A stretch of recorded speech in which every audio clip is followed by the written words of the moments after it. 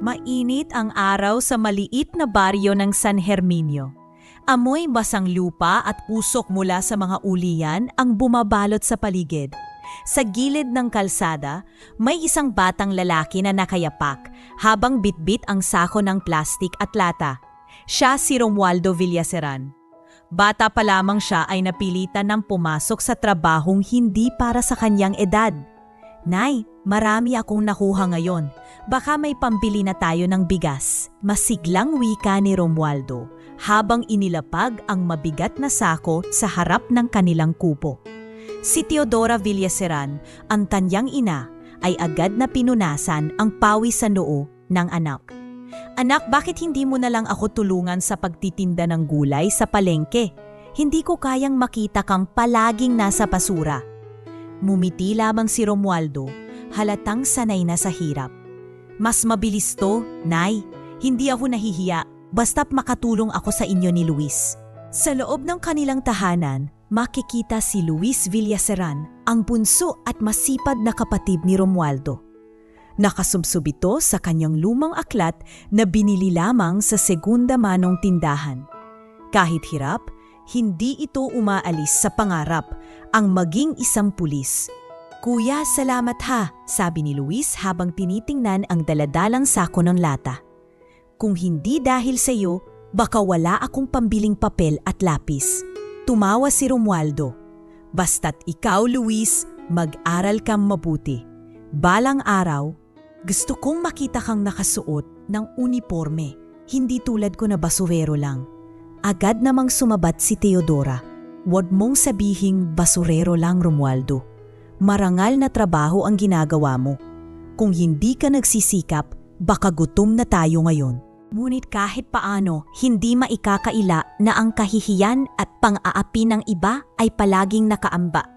Madalas silang kutyain ng mga kapitbahay na mas nakakaangat sa buhay. Sa tuwing daraan si Romualdo sa kalye, may maririnig siyang bulungan. "Yan yung batang basurero, amoy imburnal lagi. Siguro paglaki niyan, ganun pa rin ang trabaho niya."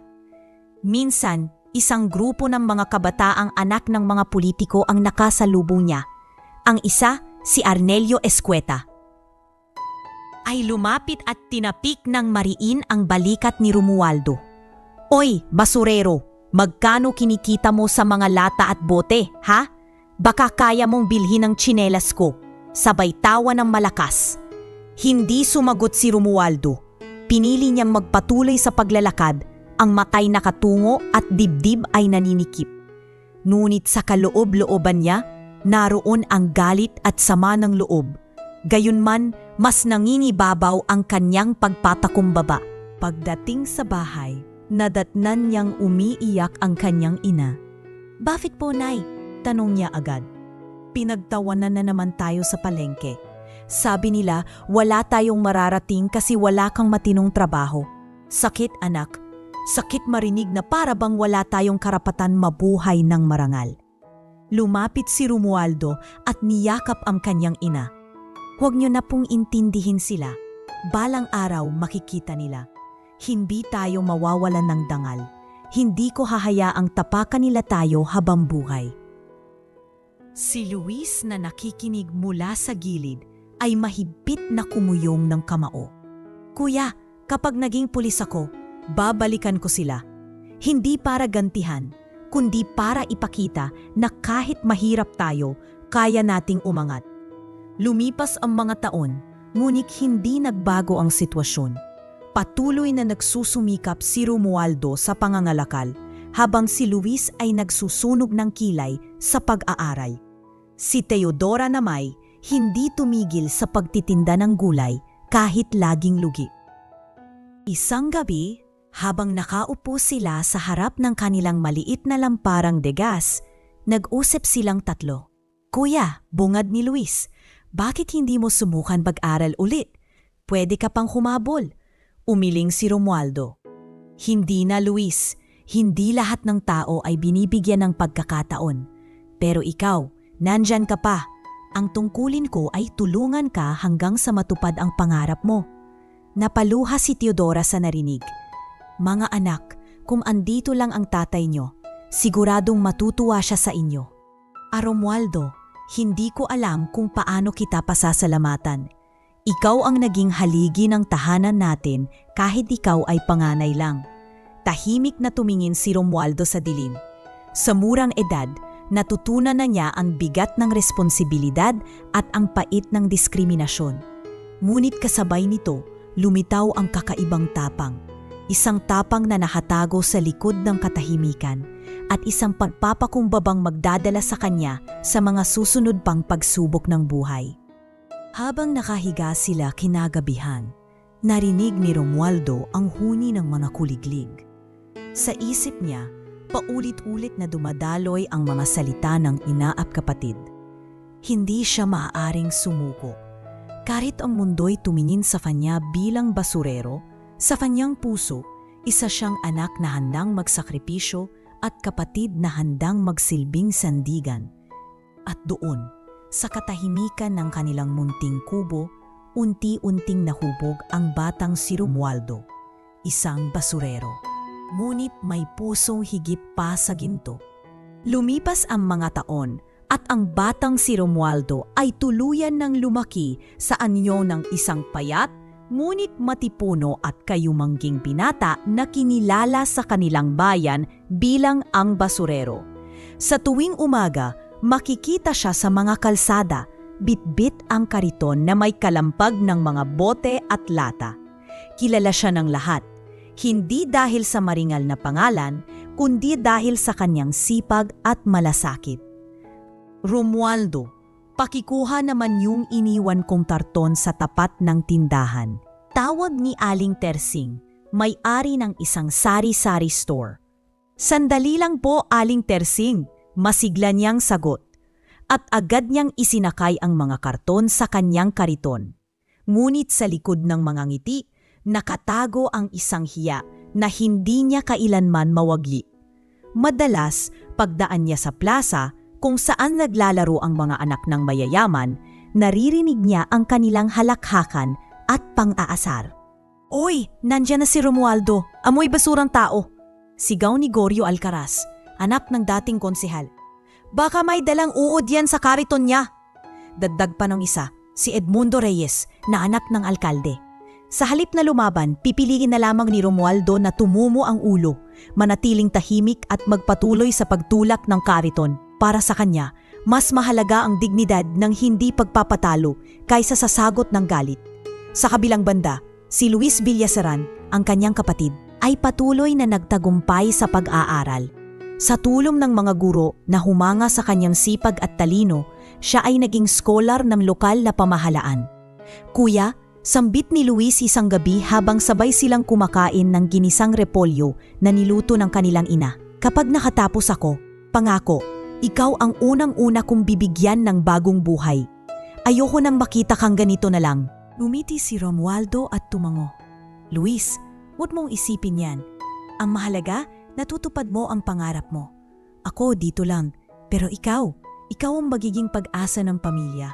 Sa gitna ng mga taong madalas siyang hinuhusgahan, may isang kakaibang tinig na laging kumakampi sa kanya, si Rosalinda Yulo. Anak ng isang guro at simpleng may bahay, hindi siya katulad ng ibang kabataan sa baryo. Maganda, mahinhin at may matalim na mata na talaging nakatuon kay Romualdo sa tuwing inaapi ito. Isang hapon, habang pinagtatawanan na naman ng grupo ni Goryo at Edmundo si Romualdo, biglang sumingit si Rosalinda. "Tama na kayo!" sigaw niya, sabay harap sa mga binata. "Wala kayong karapatan maliitin si Romualdo. Mas marangal pa ang ginagawa niya kaysa sa inyo na puro bisyo at walang silbi." Nagulat ang lahat. Napahiya ang mga anak ng politiko at tahimik na nagsialisan. Si Romualdo naman ay namutla at halos hindi makatingin kay Rosalinda. "Salamat, Rosalinda," mahina niyang wika. Ngumiti ang dalaga. "Hindi mo kailangan magpasalamat, Romualdo. Ang totoo, dapat silang mahiya. Mas malinis pa ang kaluluwa mo kaysa sa kanila." Mula noon, palaging nasa tabi ni Romualdo si Rosalinda. Madalas niya itong tulungan sa pagbubuhat ng mga papel na anyang kinokolekta o kahit simpleng pakikipag-usap lamang upang pawiin ang lungkot ng binata. Sa tuwing magdasama sila, Nakakalimutan ni Romualdo ang hiya at pait na dala ng kanyang buhay. Isang gabi, habang nakaupo sila sa ilalim ng punong mangga, nag-usap silang dalawa. Romualdo, wika ni Rosalinda habang pinagmamasdan ang mga bituin. Hindi ka ba nangangarap para sa sarili mo? Lagi na lang para sa pamilya. Napayuko si Romualdo. Kung may pangarap man ako, iyon ay makita kayong lahat na masaya. Hindi na mahalaga kung ako'y manatiling basurero. Pero hindi ka habang buhay ganyan. Mariing sagot ng dalaga. Naniniwala ako na may naalaan sa'yo na higit pa rito. Natahimik si Romualdo. Ang pangasalitang iyon ay tila sumundot sa puso niya. Mga salitang hindi pa niya naririnig sa kahit kanino. Ngunit dumating ang araw na kinailangang iwan ni Rosalinda ang baryo. Dumating ang pagkakataon na makapag-aral siya sa Maynila, isang pangarap na matagal na niyang pinaghirapan.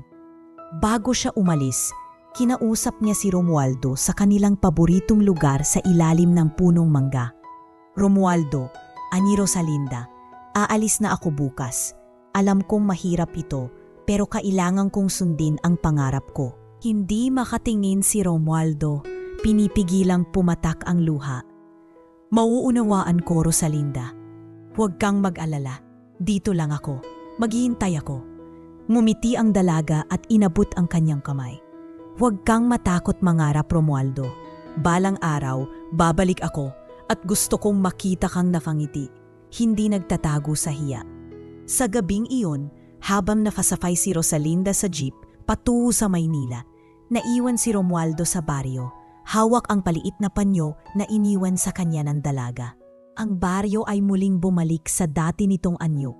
Mga anak ng politiko na palaging nanlilibak at si Romualdo na tahimik lamang na nagtutulak ng kanyang kariton. Ngunit sa kaibuturan ng kanyang puso, may naiwan na maliit na apoy, isang apoy ng pag-asa, dala ng mga salitang iniwan ni Rosalinda Yulo. At kahit na siya'y isang basurero, sa kanyang mga mata ay nagsisimula ng mabuo ang isang mas malaking pangarap. Hindi lamang para sa sarili, kundi para sa dignidad ng lahat ng kagaya niyang inaapi. Lumipas ang mga taon at sa wakas ay natupad ang pangarap ni Luis Villaseran. Sa edad na 22, matagumpay niyang natapos ang kursong criminology dahil lang naipabilo gumayang sa ina. Isang simpleng salu-salo ang inihanda ng kanilang ina na si Teodora. At sa kanilang maliit na kubo ay naroon ang ilang malalapit na kapitbahay. Luis, bungad ni Teodora habang nangingilid ang luha sa kanyang mga mata. Kung naririto lang ang tatay niyo, siguradong siya ang unang magpupunas ng medalya sa dibdib mo. Mumiti si Luis at niyakap ang ina. Nay, hindi ko po ito magagawa kung hindi dahil kay Kuya Romualdo. Siya ang tunay na nagsakripisyo para makarating ako rito. Napatingin si lahat kay Romualdo na tahimik lamang na nakaupo sa isang gilid, may simpleng ngiti sa labi. Huwag mo na akong isama riyan, Luis. Ginawa ko lang ang dapat. Ang mahalaga, natupad mo ang pangarap mo. Kuya, sagot ni Luis habang hawak ang kamay niya. Pangarap nating lahat ito, at balang araw, ikaw naman ang sisi daw ng tagumpay. Sa likod ng kanyang ngiti, may hindi maipaliwanag na kirot sa dibdib si Romualdo. Oo, proud siya sa kapatid. Ngunit hindi rin niya maiwasang maramdaman ang anino ng takot. Ang takot na baka isang araw ay malampasan siya ng lahat. At maiwan siyang nag-iisa, walang saysay, at basurero pa rin hanggang sa huli.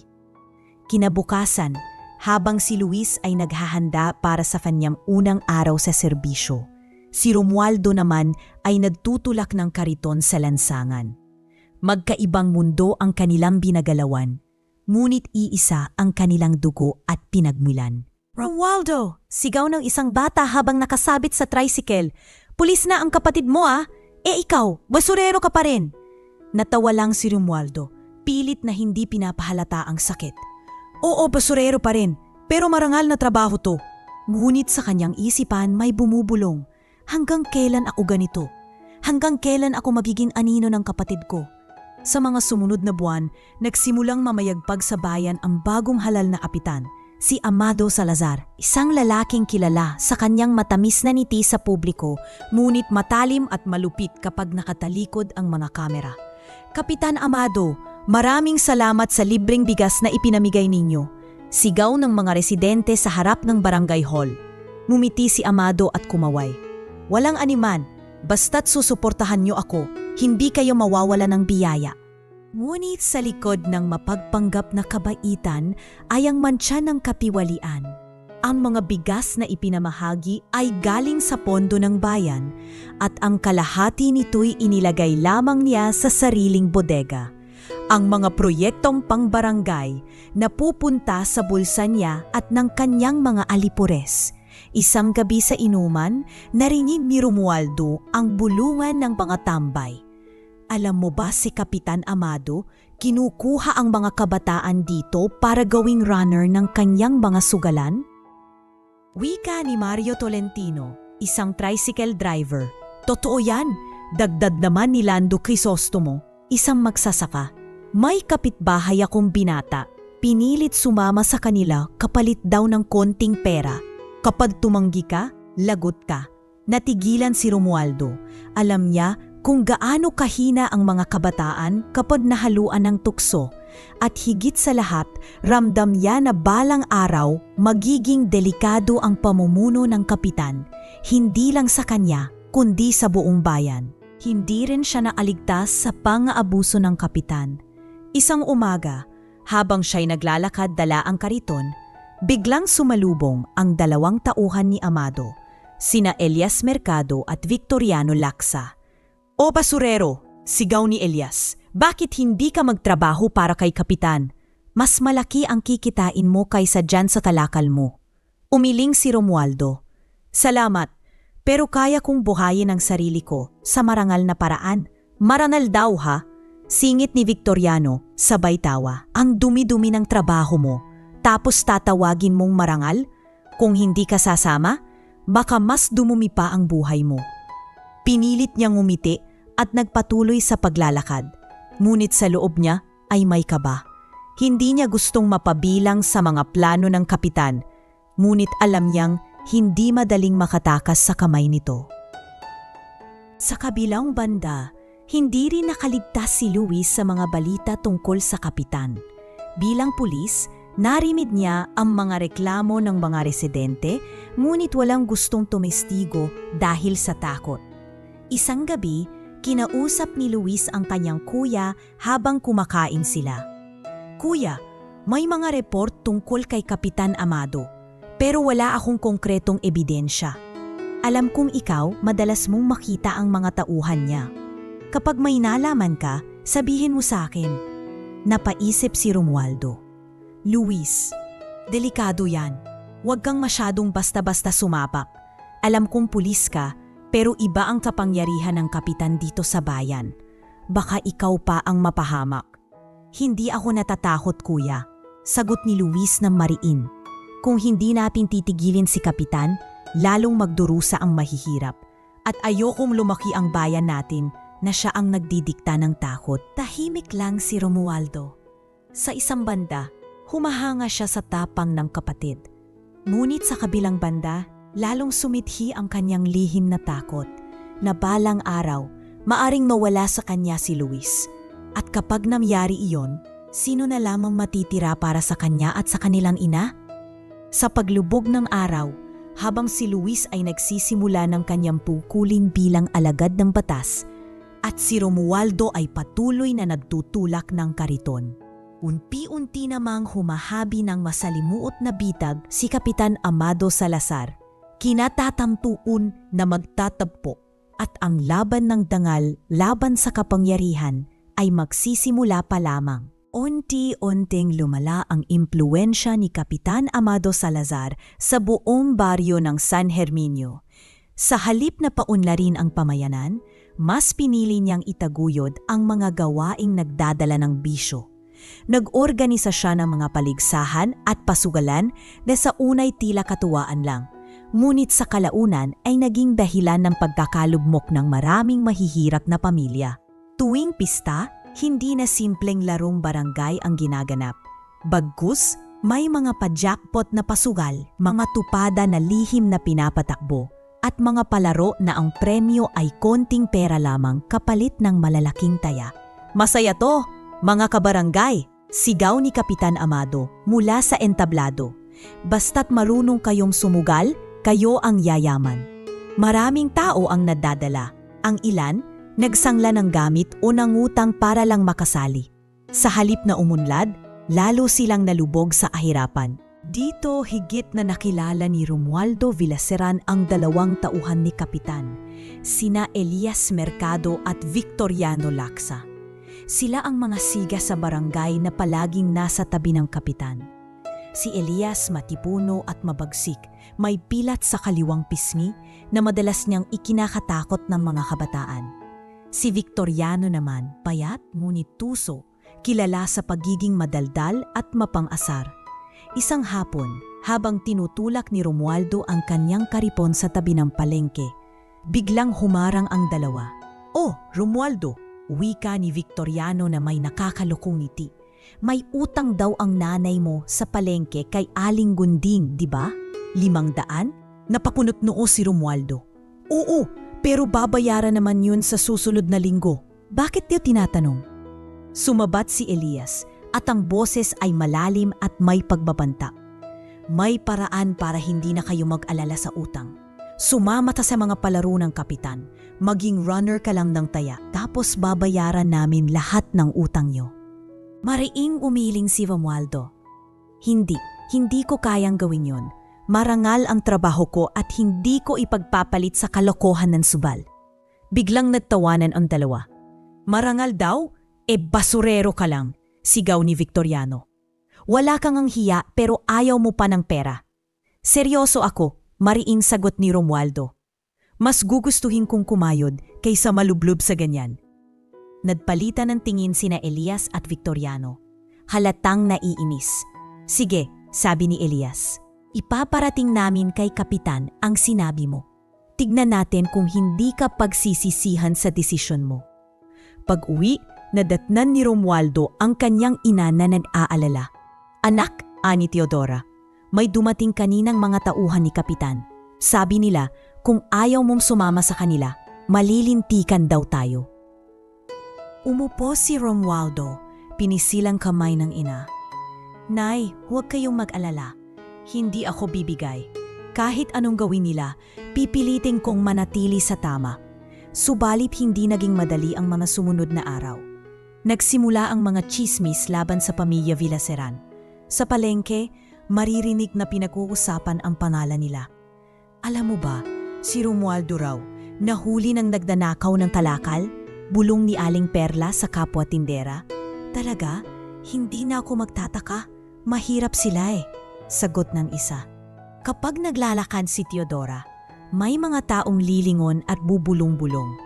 Si Luis, kahit pulis na, ay kinukutya rin ng ilan. "Ano pang pulis yan? Kapatid basurero.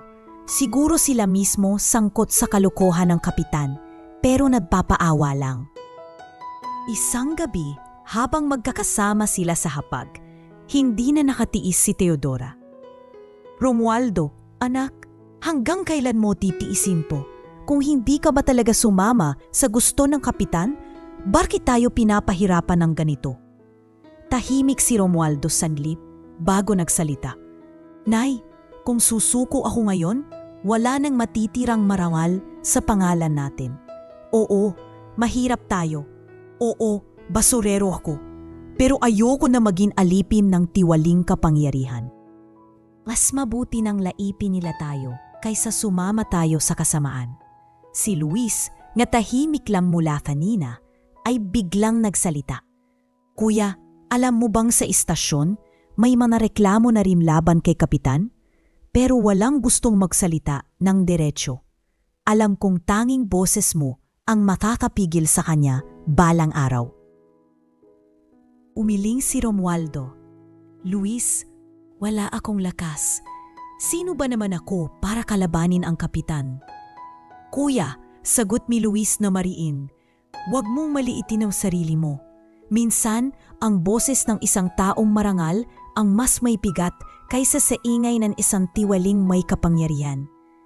Tumigil ang usapan, ngunit hindi nawala ang pangamba. Sa mga sumunod na linggo, mas lumala ang pang-api ni Kapitan Amado. Tuwing may pagtitipon sa barangay, palaging ibinibida niya ang kabutihan niya sa harap ng tao, habang palihim namang pinapakalat ang paninira sa pamilya Villaseran. Ang mga basurero, wala namang silbi sa lipunan, ani Kapitan Amado, minsang nagsalita sa entablado. "Kung hindi dahil sa awa ko, baka wala nang nakakain ang ilan sa inyo." Alam ni Romualdo na para sa kanila iyon, ngunit pinili niyang manahimik. Sa kanyang puso, nadarama niya na hindi pa ito ang panahon para lumaban. Ngunit isang bagay ang tiyak, nag-ugat na ang galit ni Kapitan sa kanya, at sa katahimikan ng gabi, habang siya'y mag-isang naglalakad pauwi matapos magkalakal, nararamdaman na ni Romualdo na unti-unti na siyang dinidilaan ng apoy ng kapalarang maglalagay sa kanya at sa kanyang pamilya sa panganib na hindi pa niya lubusang nauunawaan. Dumating ang gabi ng kasiyahan sa Barangay San Herminio. Ang entablado ay puno ng makukulay na banderitas, may malalakas na tugtugin, at nagkalat ang mga nagtitinda ng inihaw, alak at iba't ibang pagkain. Ang mga tao ay nagsasayawan at nagtatawanan, wari ba'y walang problema kahit ang karamihan sa kanila'y baon sa utang at kahirapan. Sa gitna ng lahat ng ito, nakaupo si Romualdo Villaseran sa gilid. Hawak lamang ang kanyang baso ng tubig. Ayaw niya talagang pumunta, ngunit pinilit siya ng ilang kapitbahay na dumalo. Hindi niya alam na may mas masahol pang mangyayari sa gabing iyon. "Uy, si Romualdo, ang basurerong bida!" Sigaw ng isang tambay na si Mando, sabay turo sa kanya. Napalingon ang mga tao at nagsimulang magtawanan. Lumapit si Kapitan Amado Salazar. Suot ang kanyang mamahaling polo na kumikislap sa ilaw. May hawak siyang baso ng alak at halatang lasing na. "Mga kabarangay!" sigaw ng kapitan. "Narito ang ating masipag na basurero. Aba, dapat palang bigyan ng parangal si Romualdo. Hindi ba?" Nagkagulo ang mga tao. Nagpalakpakan at naghalakhakan. Ngunit halata sa tono ng lahat ang pang-iinsulto. Lumapit ang dalawang tauhan ng kapitan, sina Elias Mercado at Victoriano Laksa, at inilapag ang isang bote ng alak sa mesa ni Romualdo. "Magpakitang gilas ka naman, Romualdo," ani Victoriano. "Para sa kapitan, para sa bayan." "Ayoko, tama na sa akin ang tubig," mahinahong sagot ni Romualdo. Ngunit pinilit nila siyang uminom. "Huwag kang ang maarte, konting tagay lang," sabi ni Elias, sabay pilit na pinainom sa kanya ng alak. Napilitan siyang lumagok, at ang init ng alak ay dumaloy agad sa kanyang sikmura. Ang mga tao'y nagtawanan at nagsigawan. "Yan! Basurerong lasing! Sige pa! Inumin mo pa! Para ka ring tao!" Pilit na kinaya ni Romualdo ang pang-iinsulto. Nakayuko siya, nanginginig sa inis, ngunit pinipigilang sumabog ang galit. Hanggang sa biglang sumigaw si Kapitan Amado. "Mga kabarangay, may magandang laro akong inihanda ngayong gabi. Gusto niyo bang magkaroon ng palabas?" "Gusto!" Sabay-sabay na sigaw ng mga tao. "Ganito," patuloy ng kapitan, "magbibigay ako ng 5,000 pesos. Oo, 5,000, kapalit ng pagpapaligo kay Romualdo sa imburnal." Nagkagulo ang lahat. May mga nagtatawanan, may mga nagpalakpakan, at ang iba na may nagsisigawan ng, "Sige na! Lublob na!" Nanlamig si Romualdo sa narinig. Ang kanyang mga kamay ay kinuyong niya ng mahigpit, at ang mga mata niya ay nagdilim sa ahihiyan. 5,000, isang halagang hindi basta-basta para sa kanila. Sa isip niya, kung tatanggapin ko, mababayaran ni nanay ang mga utang. Makakabili kami ng bigas at gamot. Ngunit kasabay nito, ang dignidad niya ay tuluyang mawawasak sa harap ng buong baryo. Lumapit si Elias, nakangisi. Ano Romualdo, tatanggapin mo ba? O talagang wala kang silbi kahit sa harap ng pera? Kung ako sa'yo, sabat ni Victoriano, papayad na ako, 1 beses lang naman, may pera ka pa. Basurero ka naman sanay ka na sa dumi. Nagpalakpakan ang mga tao, tila ba may palabas silang pinanunood na nakakaaliw. Si Romualdo, bagamat nahihilo na sa alak, ay pilit na natisip. Tumayo siya at tumingin kay Kapitan Amado. Kapitan, wika niya ng mariin, ang 5,000 ay malaking halaga. Pero hindi ako aso para gawin niyo tong palabas. Tao ako. Ngunit hindi siya pinakinggan. Mga kabarangay, ayaw niya raw. Takot pala, hindi marunong kumita ng pera. Sigaw ni Kapitan Amado, sabay tawa. Nagsigawan ang mga tao. Lublub na! Sige na! Para kang bida sa palabas. Bakit ka pa nagmamalinis? Basurero ka naman. Nanginginig na si Romualdo. Sa isang sulok, nakita niya ang kanyang ina, si Teodora, na hawak ang kanyang dibdib at mukhang mahuhulog sa upuan sa sobrang hiya. May luha itong dumaloy sa kanyang pisngi at walang masabi kundi, "Anak." At sa sandaling iyon, napagtanto ni Romualdo na hindi pera ang sukatan ng kanyang pagkatao. Alam niyang wala siyang yaman, wala siyang pinag-aralan, ngunit ang natatangi niyang kayamanan ay ang kanyang dignidad. Kapitan, mariin yan sabi, kahit ipangako mo pa ang milyon, hindi ko ipapabaon ang sarili kong dangay sa imbornal. Tumahimik ang ilan, ngunit mas lumakas ang tawa ng mga tambay. Si Amado ay ngumisi at umiling. Kung ayaw mo, wala kang kwenta. Hindi ka bagay dito sa baryo ko. Tinutulak na siya ng mga tauhan papalapit sa imbornal. Tumitili ang ilan sa tuwa. Ang iba'y naguudyok pa. Ngunit nanatiling nakapikit si Romualdo. Pinipilit alalahanin ang mga salita ng kapatid na si Luis. Kuya, huwag mong maliitin ang sarili mo. Minsan, ang boses ng isang taong marangal ang mas may bigat kaysa sa ingay ng isang tiwaling may kapangyarihan. At doon niya pinili, hindi siya magpapalubog. Kahit anong gawin nila, lalaban siya hindi sa sumpukan, undi sa paninindigan. Hindi ako papayag, sigaw niya. Kahit hilahin niyo ako, kahit pagtulungan niyo ako, hindi ko gagawin yan. Hindi ako alipin ng pera niyo, Kapitan. Nagulat ang mga tao sa kanyang boses, matatag, galit at buo. Sandaling natahimik ang lahat bago muling nag-ingay. Ngunit sa oras na iyon, may ilan sa mga tao ang tila nahimasmasan nakaramdam ng hiya sa kanilang ginawa. Ngunit si Kapitan Amado, sa halip na umatras, ay lalo pang nadnikmit. Sige Romualdo, tingnan natin kung hanggang saan ang yabang mo. At sa gabing iyon, nagsimulang pumutok ang tensyon na magdadala sa mas matindi pang pagsubok sa buhay ng basurerong si Romualdo. Isang pagsubok na hindi lang dangal ang nakataya, kundi pati na ang kanilang kaligtasan laban sa isang kapangyarihang lumalamon sa buong baryo. Nagpatuloy ang hiyawan at tawanan ng mga tao sa plaza ng San Herminio.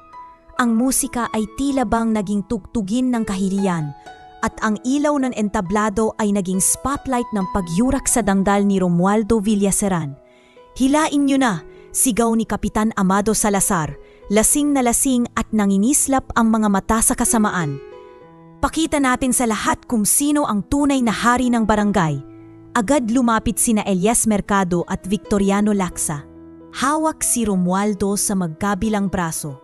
Kahit nagpupumiglas siya, malakas ang dalawang siga at pinwersa siyang ilapit sa bukas na imbornal. Bitawan niyo ako, sigaw ni Romualdo. Pilit na nilalabanan ang mga bisig na tila bakal na kumukuyong sa kanya. Hindi ako hayop para gawing panabas niyo. Ngunit imbes na pakinggan, lalo siyang tinulak ni Elias. Tumalon ka na lang, basurero. Mas madali kung susunod ka. Nag-ingay ang mga tao. Lublub na! 5,000 yan, ano pang hinihintay mo? Mas sanay ka naman sa dumi. Sa isang sulok ng plaza, nakaupo ang kanyang ina, si Teodora Villaseran, na halos mawala ng ulirat sa kahihiyan at sakit. Namumutla siya at naniningid, Hawak-hawak ang dibdib habang paulit-ulit na bulong, "Diyos ko, anak ko." Nakatitig lamang si Romualdo sa mukha ng kanyang ina at doon sumiklab ang isang pagnanais. Kung maaari lamang ay siya na ang lumubog mag-isa at huwag nang idamay ang dangal ng kanyang pamilya. "Bitawan niyo ako!" Sigaw niya muli, ngunit isang malakas na tulak mula kay Victoriano ang nagpabagsak sa kanya. Tuluyan siyang bumagsak sa imbornal at ang babahong tubig ay umapaw, sumalubong ang amoy ng burak, ihi at basura. Nagsisigawan ang mga tao. "Woo! Basurerong palaka! Yan ang marangal daw? Tingnan mo ngayon!" Habang siya'y lumulubog, ipinikit niya ang kanyang mga mata. Ang init ng alak sa kanyang sikmura ay napalitan ng lamig ng maruming tubig. Sa loob ng kanyang isipan, isang taimtim na panalangin ang namutawi. "Panginoon, hindi makita ni Luis ang kahihiyan ko. Sana hindi siya makaramdam ng sakit na ganito. Ako na lang, ako na lang." Ngunit ang tadhana ay may kakaibang paraan ng pagpapakita ng katotohanan. Eksaktong sa oras na iyon, dumating si Luis Villaseran, nakasuot ng uniforme ng pulis, kasama ang 2 kasamahang alagad ng batas. Nang makita niya ang eksenang nilulubog ang kanyang kapatid sa imbornal, nanlaki ang kanyang mga mata at agad na sumigaw. "Kuya!" Napalingon ang lahat. Ang tawanan at sigawan ay biglang natigil nang makita ang isang unipormadong pulis na mabilis na sumugod sa gitna ng plaza. Ang mga tao ay napaatras at ang ilan ay natigilan sa hiya. Hinarang ni Elias si Luis. "Sandali lang, pulis. Huwag kang makialam dito. Kasiyahan lang to." Ngunit tinulak siya ni Luis ng mariin. "Kasiyahan? Ganyan ba ang kasiyahan para sa inyo? Ang ipahiya at yurakan ang kapwa?" Agad niyang himila ang kanyang kuya mula sa imbornal. Basang-basa si Romualdo, nanginginig at halos hindi makahinga sa amoy ng dumi. "Kuya, tumayo ka, nandito na ako." Bulong ni Luis habang inaalalayan ito. Ngunit bago pa sila makalayo, nagsalita si Kapitan Amado mula sa entablado. "Oh, ayan na pala ang kapatid mong pulis. Akala mo ba may silbi ang uniforme mo rito? Ako ang kapitan dito. Ako ang batas." Tumindig si Luis, galit na galit ang kanyang mga mata. "Kapitan Amado, sa harap ng mga taong ito, sinasabi kong mali ang ginawa ninyo. Wala kayong karapatang gawing palabas ang isang tao, lalo na ang kapatid ko." "Palabas?" Mumisi si Amado, sabay tungga ng alak. Ano bang halaga ng isang basurero? Masaya sila sabay turo sa mga tao. Ngunit ang ilan sa mga tao na kanina'y natatawa ay nagsimula ng yumuko. May ilan pa ngang magsabi ng mahina, "Sobra na to." Hindi nagbatinag si Luis. Kung may natitirang respeto pa ang mga taong ito, huwag na niyong ipagpatuloy ang kasamaan niyo.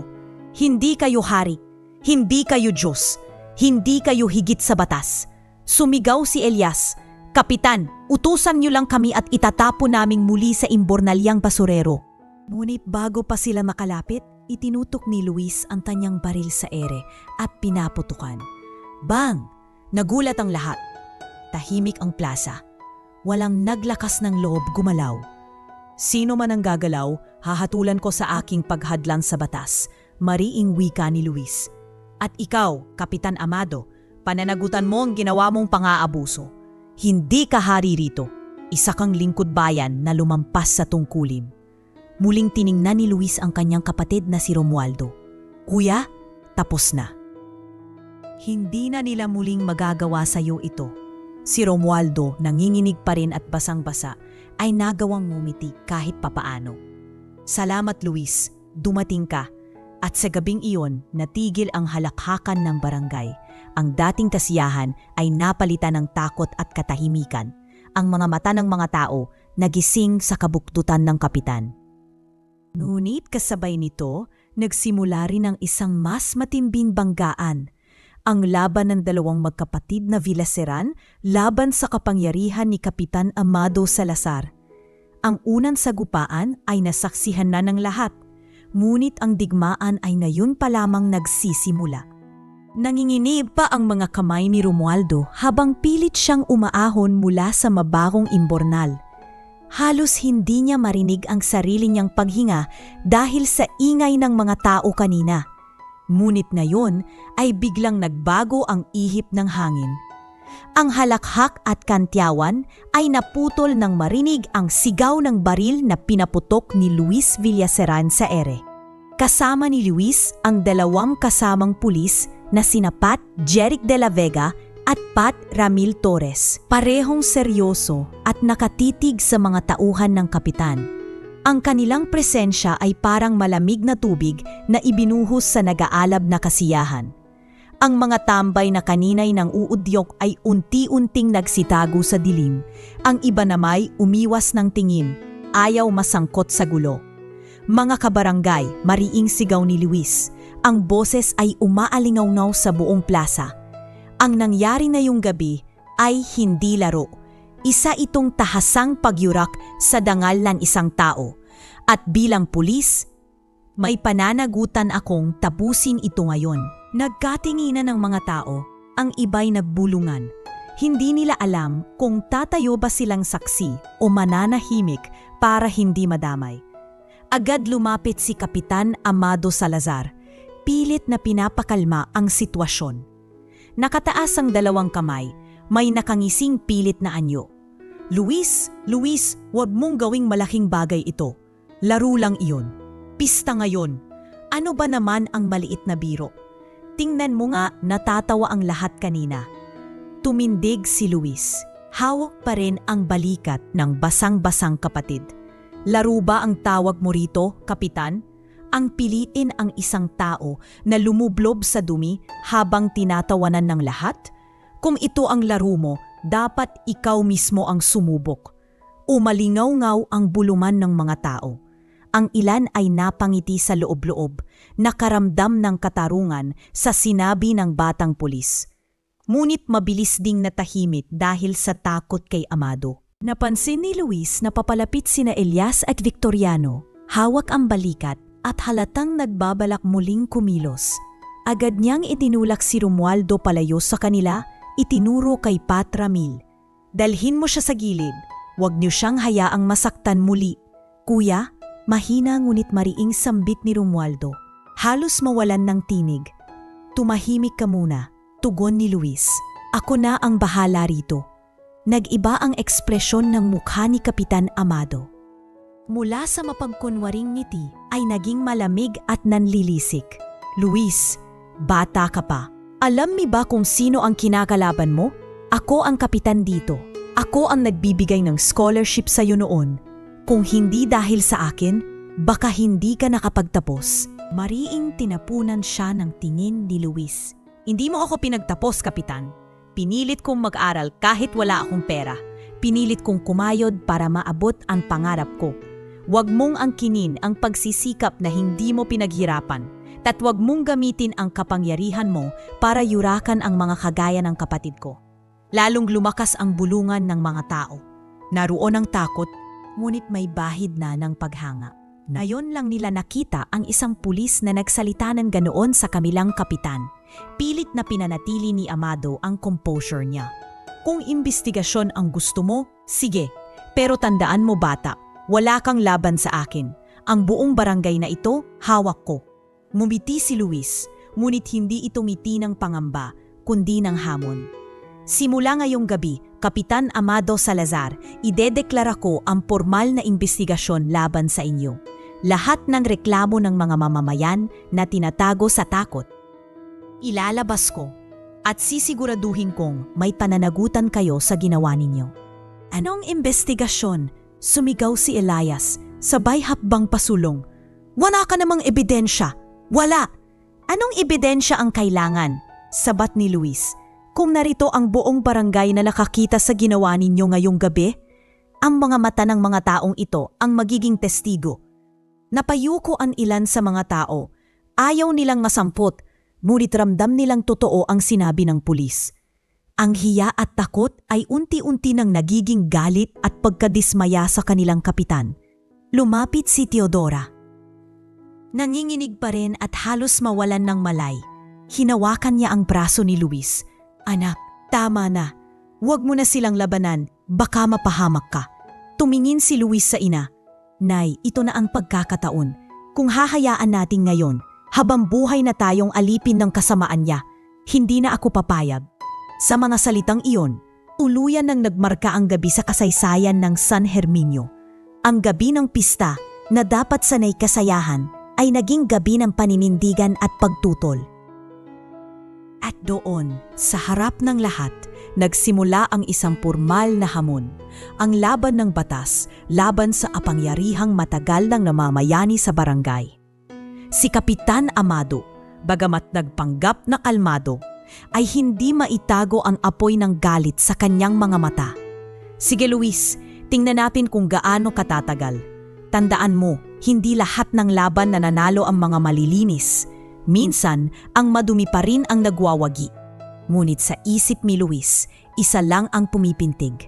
Hindi ko hahayaang muling yurakan ang kapatid ko at ang mga taong walang laban. Sa ngalan ng batas at dignidad, lalaban ako hanggang sa dulo. At sa gabing iyon, nagsimulang magbukas ang isang mas matinding labanan na hindi lamang tungkol sa dangal ng isang basurero, kundi tungkol sa kinabukasan ng buong barangay na matagal nang hawak sa leeg ng isang tiwaling kapitan. Makalipas ang ilang linggo mula nang tumigil si Luis sa pista, unti-unti nang kumalat ang balita tungkol sa investigasyong isinampa niya laban kay Kapitan Amado Salazar.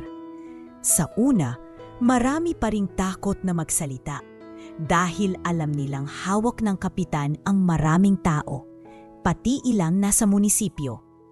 Ngunit gaya ng sinimulan ni Luis, nagkaroon ng lakas ng loob ang ilan na magbunyag ng matagal nang tinatago. Isang hapon, habang nasa barangay hall si Luis, dumaping ang ilang residente. Isa-isa nilang nilapitan ng pulis.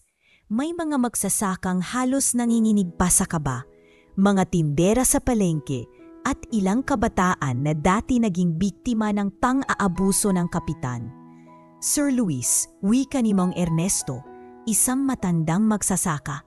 Ako po ang unang magpapatotoo. Kinuha ni kapitan ang kalahati ng ayuda para sa mga magsasaka. Ang mga binhi at pataba, ibinenta niya. Ang natira lang ay ang mga bulok at hindi na magagamit. Sumabat si Aling Nena, tindera ng gulay habang pinupunasan ang luha. Nakautang ako, pinilit akong magtrabaho sa sabungan niya bilang tagaligpit. Kapag tumanggi ako, pinagbantaan na mawawala ang pwesto ko sa palengke. Hindi ko na kaya. Sir, tahimik na nakinig si Luis at agad na isinulat ang lahat. Maraming salamat po. Hindi madali ang ginawa ninyo, pero malaking tulong ito. Hindi kayo nag-iisa. Natuklasan pa ni Luis ang isang bagay na lalo niyang ikinagulat. Ang scholarship na ginamit niyang puhunan sa kolehiyo ay muntik na ring hindi matuloy noon. Nakipagpulong siya kay Ma'am Perlita Ramos, dating tagapangasiwa ng mga scholar sa bayan. Habang hawak ang lumang mga dokumento, nagkwento ito.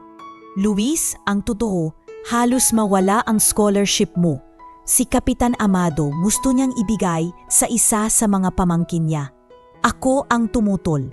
Sinabi kong ikaw ang karapat-dapat. Kung hindi ko pinaglaman, baka hindi ka nakapagtapos. Nanlamig si Luis. Napatingin siya sa malayo at sumiklab ang galit sa kanyang dibdib. Ibig sabihin, mulat sa pool, gusto na niyang tapakan ang kinabukasan namin. Pati pala sa sarili kong pangarap, nakialam siya. Samantala, bumalik mula Maynila si Rosalinda Yulo, ang dating kaibigan at tagapagtanggol ni Romualdo noong kabataan. Ngayon, isang guro na siya sa kolehiyo at mas matatag ang loob. Hindi siya nagdalawang isip na lumapit kay Luis upang tumestigo.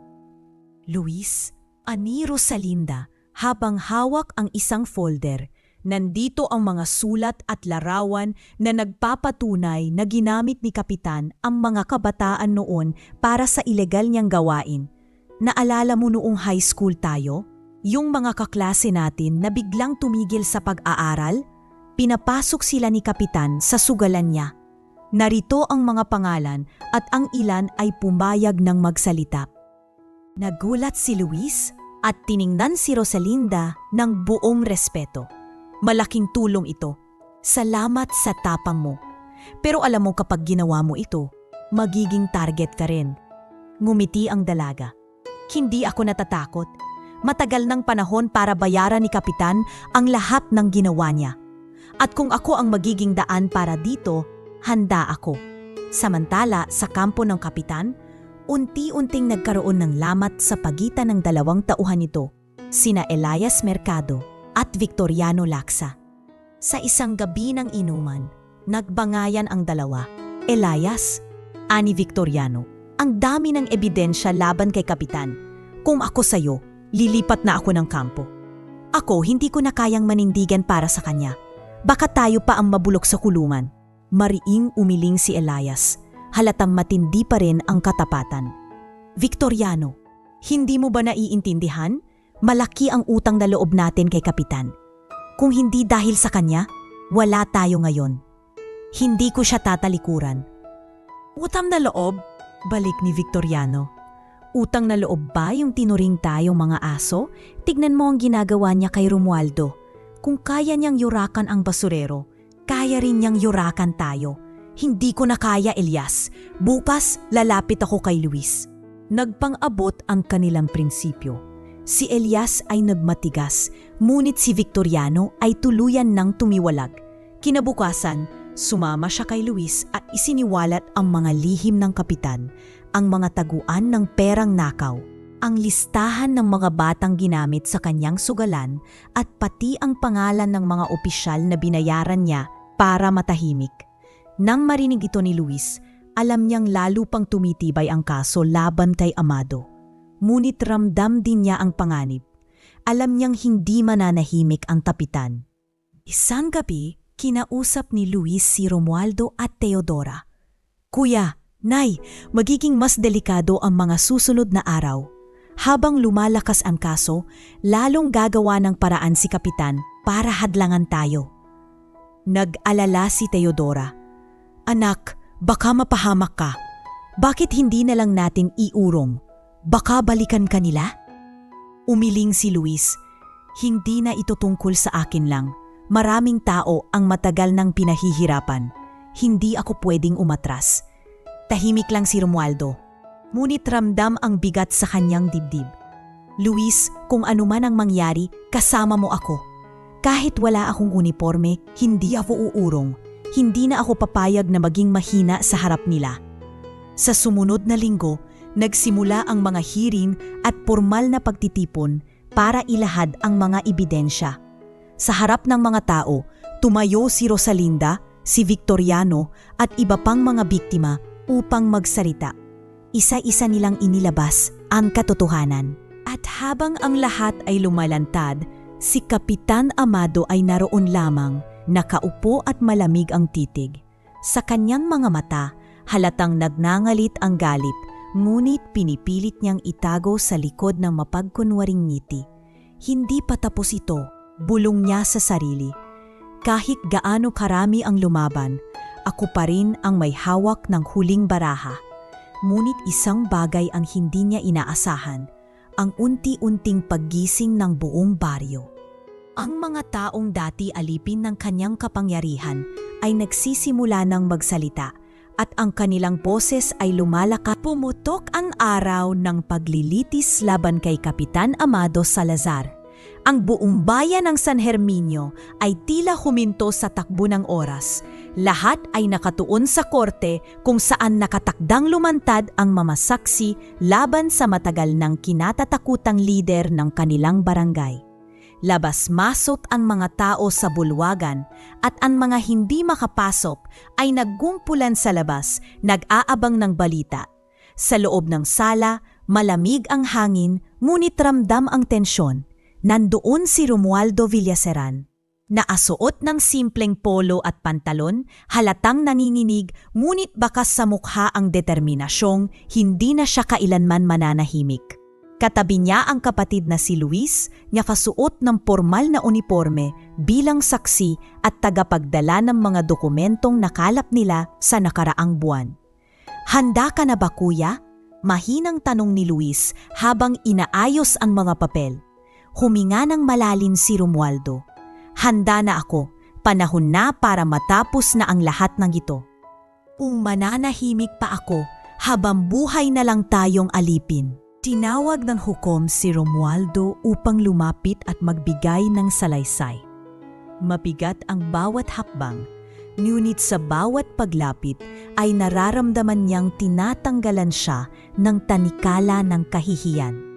"Mr. Villaseran, wika ng hukom, pakiusap, ikwento sa amin ang nangyari noong gabi ng pista sa barangay." Nanatiling tahimik ang korte saglit.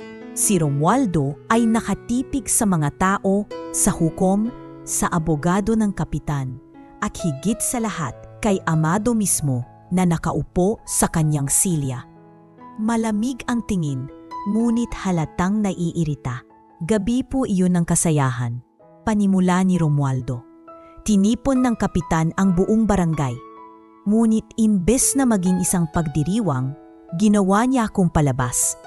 Nilasing nila ako, pinagtawanan at inalok ng 5,000 kapalit ng pagpapaligo ko sa imbornal. Nang tumanggi ako, pinilit ako ng kanyang mga tauhan. Nilublob nila ako habang tawa ng tawa ang karamihan. Ang dignidad ko, winasak nila sa harap ng mga taong dati king kasama sa hirap. Nang sabihin niya ito, hindi na napigilan ng ilan sa mga nakikinig ang mapaluha. Si Teodora, ang kanilang ina, ay nakaupo sa likod, hawak-hawak ang panyo habang pinipigilan ang pag-iyak. Ang higit na maskit po, dagdag ni Romualdo, ay hindi lang ako ang biktima. Maraming kababayan ang natutong manahimik dahil sa takot. At ngayong pagkakataon, ayoko nang manahimik. Kung ako ang magiging mukha ng kahihiyan, hayaan niyo. Pero hindi na pwedeng ipagpatuloy ng kapitan ang ginagawa niya. Nagkaroon ng mabigat na katahimikan sa loob ng korte. Sumunod na tinawag si Luis. Sa harap ng lahat, inilatad niya ang mga dokumento. Listahan ng mga kabataan na ginamit sa ilegal na sugalan, resibo ng mga binawas na pondo para sa proyekto, at maging mga testimonya mula sa iba pang residente. "Your Honor," wika ni Luis, "hindi lang ito usapin ng kahihiyan ng isang tao.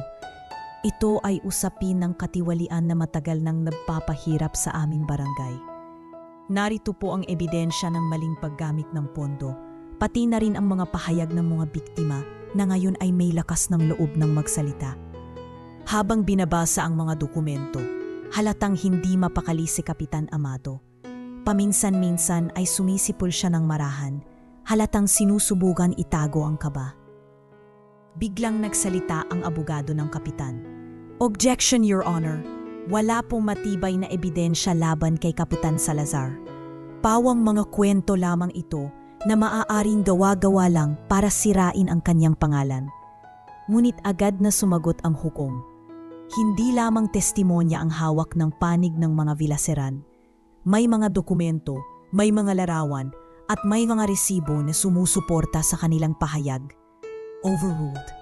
Lalong umingay ang korte. May ilan sa mga tao ang napangiti at may ilan naman ang napayuko. Hindi makapaniwalang unti-unting natatalo ang kanilang kinatatakutan.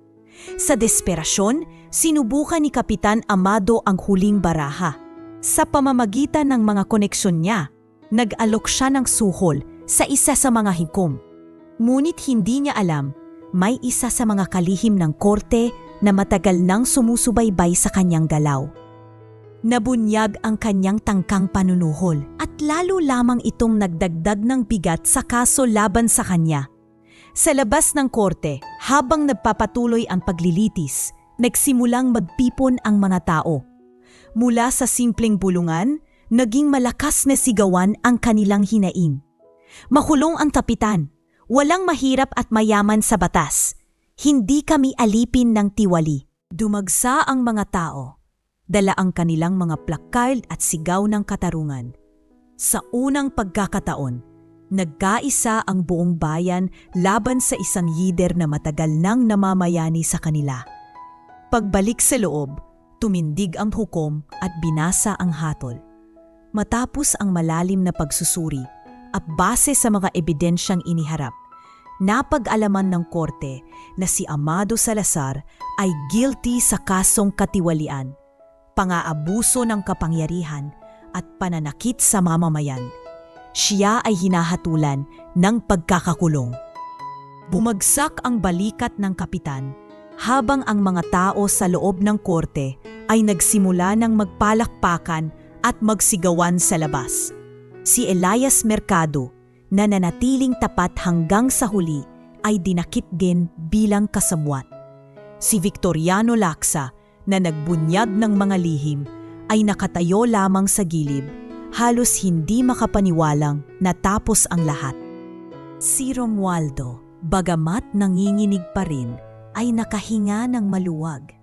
Lumapit sa kanya si Luis at tinapik ang balikat niya. "Kuya," bulong ni Luis, "panalo tayo. Hindi lang para sa atin, kundi para sa lahat." Napaluha si Romualdo, ngunit sa pagkakataong ito ay hindi luha ng kahihiyan, kundi ng kalayaan. "Salamat. Salamat at hindi mo ako iniwan. Sa wakas, may hustisya rin." At sa araw na iyon, sa loob ng korte at sa labas kung saan nagrarally ang mga tao, naghari ang boses ng bayan. Si Kapitan Amado, ang dating makapangyarihan at kinatatakutan, ay ibinaba ng mismong mga taong minsan inalipin niya. Makalipas ang ilang buwan mula sa pagkakakulong ni Kapitan Amado Salazar, unti-unting bumalik sa payapa ang buhay sa San Herminio. Ang mga tao na dati tila alipin ng takot ay ngayon ay nakakangiti na, mas malaya, at hindi na nangangamba sa mga gabi ng kasiyahan at mga araw ng pagtitipon. At sa gitna ng pagbabagong iyon, si Romualdo Villaseran ay muling bumalik sa kanyang dating gawain bilang basurero. Ngunit may bagong tingin ang mga tao sa kanya.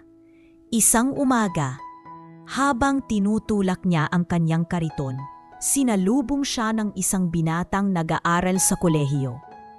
"Kuya Romualdo," sabi ng binata, "pwede ba kitang makausap sandali?" Tumango si Romualdo. "Ano yun?" Mumiti ang binata. "Gusto ko lang sabihin na idol kita. Kung hindi dahil sa ginawa mo, baka hanggang ngayon wala pa ring naglalakas ng loob na kalabanin ang mga tiwali.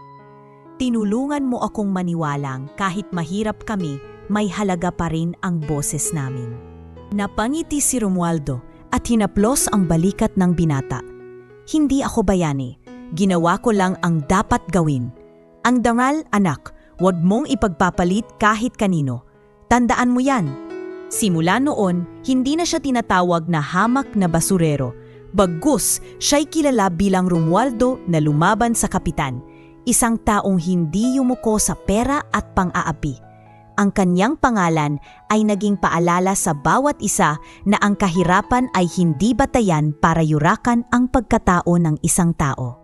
Samantala, si Luis ay patuloy na naglingkod bilang pulis.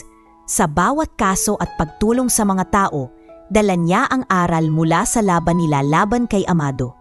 Nakilala siya bilang pulis na hindi nasusuhulan, handang magbigay ng serbisyo kahit walang kapalit.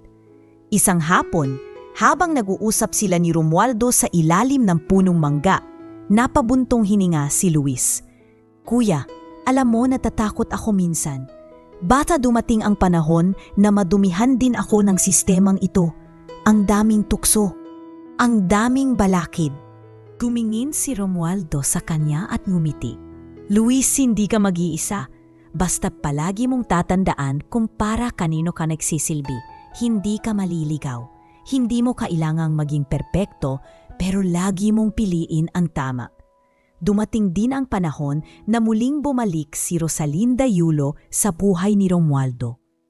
Mula sa pagiging guro sa Maynila, pinili niyang bumalik sa kanilang bayan upang magturo sa mga batang walang pakayahang mag-aral sa pribado. Isang gabi. Habang naglalakad sila sa palengke, nakatingin si Rosalinda sa mga ilaw ng mga tindahan.